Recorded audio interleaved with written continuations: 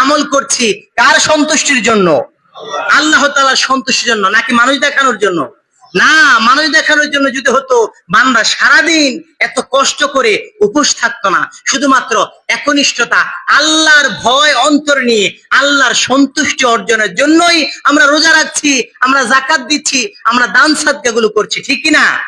সুতরাং এই ইখলাসের শিক্ষা বাকি 11 মাসে যেন আমাদের অন্তরে থাকে। প্রত্যেকটা আমলে মনে রাখবেন, ইখলাস যদি আপনার অন্তরে না থাকে কোন ইবাদত আল্লাহর দরবারে কবুল হবে না।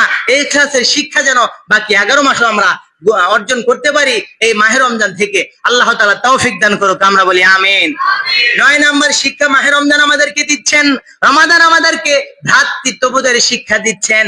রমাদানাল মাসে, রমজানাল কারিমে যেমনি ভাবে ভাই ভাই একসাথে পাশে কাঁধে কাঁধ মিলিয়ে জামাতের সহিত সালাত আদায় করছি, প্রত্যেকটা কাজ মিলে মিশে করছি, রমজান চলে যাওয়ার পরও বাকি 11 মাসে যেন এই ভ্রাতৃত্ব বন্ধন অটুট থাকে, কোনো প্রকার ঝামেলা না হয়। এই শিক্ষা দিয়ে রমাদান আল কারিম আমাদের কাছ থেকে বিদায় হয়ে যাচ্ছে। রমাদান আল কারিমে আমরা মিলেমিশে থাকছি না সবাই? যদিও কোনো প্রকার দুর্ঘটনা ঘটে যায় তারপরও চেষ্টা করছি যত সম্ভব দ্রুত সমাধান করতে, পরস্পর ভাই ভাই মিলে যাচ্ছি, কোনো প্রকার ঝগড়া বিবাদে লিপ্ত হচ্ছি না। শুধুমাত্র রোজার সম্মানে রোজা রাখছি। শুধুমাত্র রোজা আমাদেরকে এই শিক্ষাটাই দিচ্ছে। রমাদান আল কারিম বিদায়ের সাথে সাথে এই মেসেজটা দিয়ে আমাদের কাছ থেকে বিদায় হচ্ছে।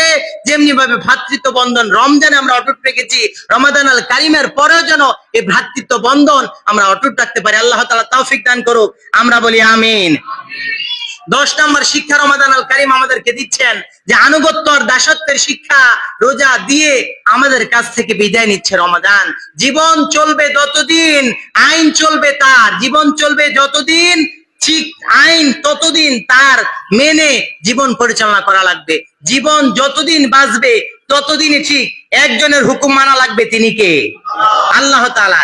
জীবন আপনি রমজান মাসে যেমনি ভাবে আল্লাহর আনুগত্য ও দাসত্বের শিক্ষা গ্রহণ করেছেন, রমাদান চলে যাওয়ার পরেও যেন আল্লাহর আনুগত্য, আল্লাহর হুকুম পালনের ক্ষেত্রে যেমনি ভাবে আমরা পালন করেছি রমাদান আল কারিমে, রমজান চলে যাওয়ার পরেও বাকি 11 মাসও যেন এই শিক্ষা নিয়ে আমরা 11 মাস চলতে পারি। এই শিক্ষা দিয়ে রমাদান আল কারিম আমাদের কাছ থেকে বিদায় নিচ্ছে।